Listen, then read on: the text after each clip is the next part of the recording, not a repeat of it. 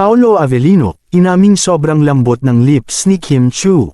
Sa isang exclusive interview kay Paolo Avellino nang mag-promote ito sa kanyang bagong pelikula, ay natanong siya ng mga hosts kung ano ang feeling ng mahalikan si Chinite Princess Kim Chiu. Tila nahiya ang aktor sa naturang tanong at sinabing sobrang soft ng mga lips ni Kim Chiu.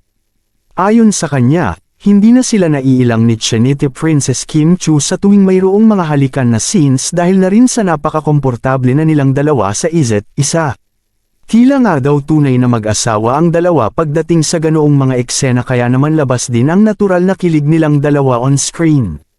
Pahayag pa ni Paolo Avellino, si Kimi kasi pag may mga eksena na parang cuddle ay hindi ka mahihirapan sa kanya.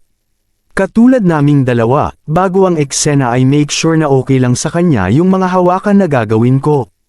Ayaw ko naman din kasing ma-feel niyang may advantage na nangyayari dahil at the end of the day sobra kong nirerespeto si Kim Chiu.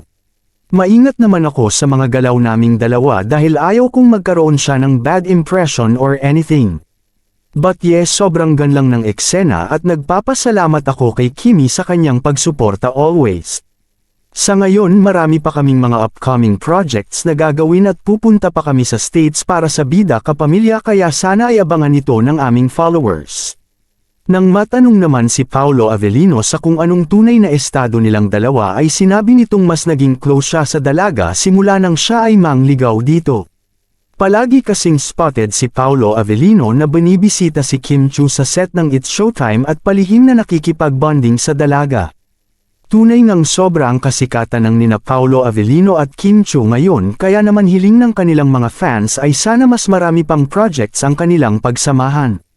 Magkakaroon din daw ng movie ang Kim Pao tandem kaya abangan ito ng kanilang followers. Anong masasabi ninyo sa balitang ito? Maraming salamat.